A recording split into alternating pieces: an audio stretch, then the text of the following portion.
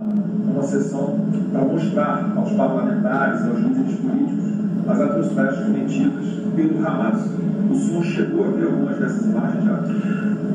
Pedaço de imagem, né, chega para a gente, e quando esse documentário teu for ao ar, eu já devo ter assistido aqueles 40 minutos que estão à disposição da Embaixada de Israel de imagens de barbaridade que o Hamas fez ali na faixa de Gaza, divisa ali com Israel, quebrando pernas de crianças, estuprando mulheres, tocando fogo nelas, executando pessoas idosas, executando famílias, enforcando, decapitando. Tudo isso não são imagens cinematográficas, são imagens reais de o que esse pessoal é. E eu quero que todo mundo no Brasil, em especial deputados e senadores, quando for votar qualquer proposta desse atual governo, PT, Lula, lembre-se dessas imagens. E conscientize se dá para fazer algum acordo com o PT para dar sustentação ao seu governo. E eu lamento que alguns partidos, bem mais à direita, cuja maioria foi eleita ou reeleita o ano passado, usando as cores verde e amarela, falando inclusive, aleluia, hoje apoio esse governo que não tem qualquer carinho ou questão humanitária com cidadãos do mundo todo. O PT sempre acusou o senhor de ser contra as mulheres. No entanto, o senhor relatou aqui, um dos vídeos que tem viralizado são de mulheres que foram sequestradas numa festa eletrônica em Israel e incendiadas vivas. No entanto, praticamente ninguém da bancada de esquerda, ou melhor, ninguém da bancada de esquerda defendeu ou lembrou dessas mulheres incendiadas vivas em Israel. Por que o senhor acha que essa bancada feminina na Câmara dos Deputados, dominada pela esquerda, não faz a defesa das mulheres nesse tipo de situação? Faz a defesa dentro da boca para fora. Eu tenho conhecimento que, ou melhor, já devo ter assistido, né, para se formar esse vídeo aqui, eu duvido que um só parlamentar de esquerda, PT, PCdoB, PSOL, ou deputada de esquerda tenha ido assistir esse documentário feito com imagens do próprio peito dos integrantes do Hamas. Eles pregam uma coisa, mas são completamente diferentes na prática. Presidente, não saideira, se quiser deixar um recado para a população, né, para a comunidade judaica, não só do Brasil, mas também para os israelenses, as pessoas que você conhece que estão por lá, né, embaixador de Assisteri, que está sempre ao lado do Benjamin Netanyahu, enfim, se puder dar um recado para eles, uma mensagem aqui do Brasil, dizer os sentimentos do senhor enquanto brasileiro, para com essas atrocidades que o Hamas cometeu contra Israel. Primeiramente, minha solidariedade ao povo de Israel, aos judeus do mundo todo. E quero que você, brasileiro, não pense que o que está acontecendo lá fora não pode um dia acontecer no seu país. O Brasil é um país fantástico, com riquezas de todas as ordens. E, obviamente, há um interesse externo em cima do nosso Brasil. Se prepare, vote com consciência quando tivermos eleições, obviamente. Vamos lutar para continuar lutando para que tenhamos mais transparência nas eleições e mais segurança acima de tudo.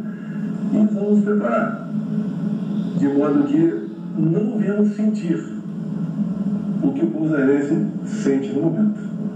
Realmente é algo que não queremos para até mesmo as pessoas que não estão do nosso lado.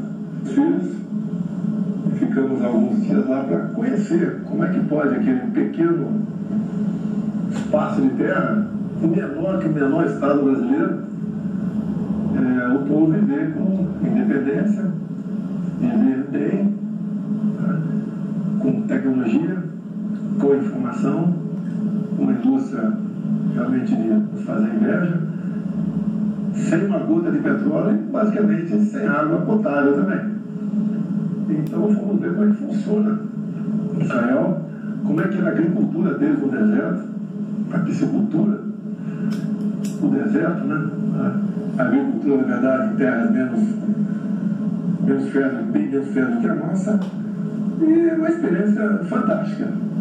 E realmente a existência de Israel só se explica com o milagre de Deus. Hoje em dia a imprensa tem falado muito na questão do Hamas, sem atribuir a eles o adjetivo de terrorista. senhor acredita que a imprensa brasileira, uma parte da imprensa brasileira, se comporta dessa maneira? O senhor consegue enxergar alguma relação ideológica com a esquerda? Olha, eu vou além do que você pode imaginar aí. A esquerda, o PT em especial, não são opositores, são inimigos. Eu conheço a história do PT antes do PT existir. Em 1970, o Valdo Ribeira, né? O grupo terrorista lá do Lamarck, e o PT nasceu 10 anos depois. Eles fazem qualquer coisa para atingir seus objetivos.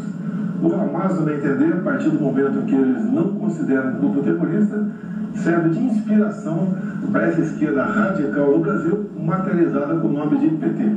Durante o seu mandato, o senhor falava muito também com relação a Israel, o Japão, os Estados Unidos, que eram países de referências para serem seguidos. Enquanto presidente, como é que era a sua relação com o Benjamin Netanyahu, primeiro-ministro de Israel, e também com o embaixador de Israel no Brasil, Yossi Sheffer? Netanyahu esteve na minha posse aqui. O embaixador Yossi Sheffer, o coronel da reserva. Basicamente todo mundo é militar lá em Israel, né? A convivência foi a melhor possível. Fizemos também esse intercâmbio nosso muito com o Marcos Pontes. Não pudemos evoluir mais, tendo em vista 2 anos praticamente que não se pôde viajar pelo mundo, tendo em vista a questão da pandemia. Mas deixamos muita coisa pronta, né? Rascunhada, no papel, acordada, para aprofundar mais ainda esse relacionamento. Infelizmente aconteceu aquele desastre no passado, que eu costumo dizer, né? Você pode ter um time de futebol campeão sem torcida, mas por primeira vez na vida se viu um presidente sem povo no Brasil. As imagens das atrocidades cometidas pelo Hamas, quando invadiu o dia 7 de outubro, Israel circulando pelo mundo todo agora. Enquanto presidente, qual seria a resposta do senhor caso algo semelhante acontecesse no seu país? A gente espera aquilo que acontece, mas sempre devemos preparar pelo pior. Afinal de contas, o PT não é só ligado apenas ou simpático ao Hamas. As Farc são ligadas. Quando a gente vê, por exemplo, o atual mandatário, Lula, falando, se descobrisse um chefe de Estado que fosse amigo do Hamas, eu ligaria para lá. Solta essa gente aí.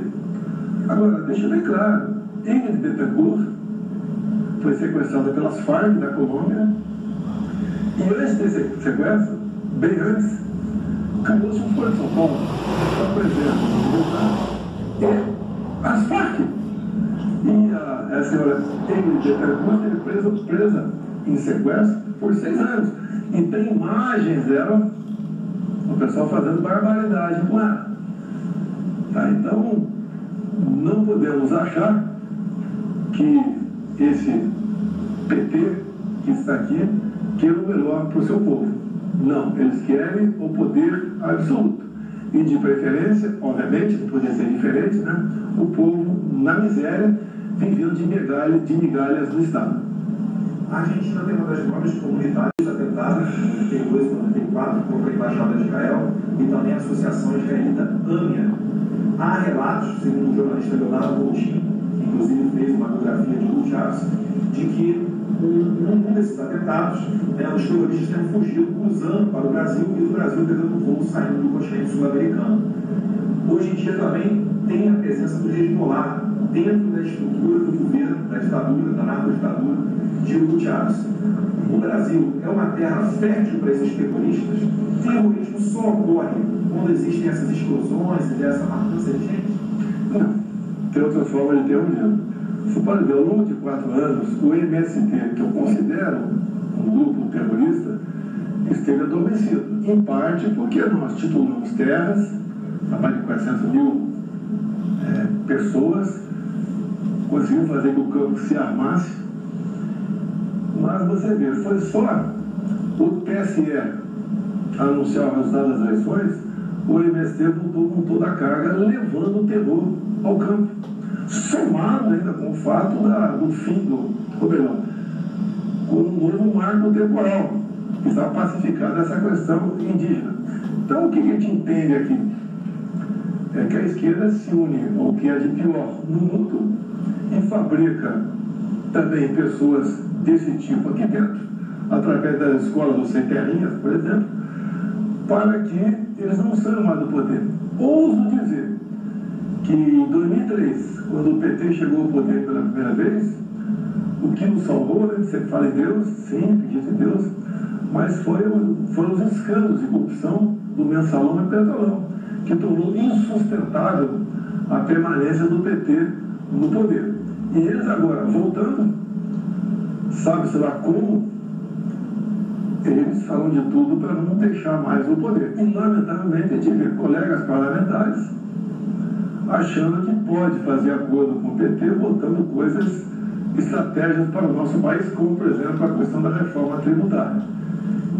Eles conseguindo esses objetivos, como, por exemplo, a reforma tributária, um dos objetivos dela é empobrecer todo mundo, é atacar quem tem recurso, com forte discurso que os mais pobres serão favorecidos. Então, o terrorismo se faz de qualquer maneira e o objetivo final deles é o poder absoluto que sempre esteve na mira do PT. E seu idealizador é um cara conhecido como Daniel por aí. Muitos analistas geopolíticos dão conta de que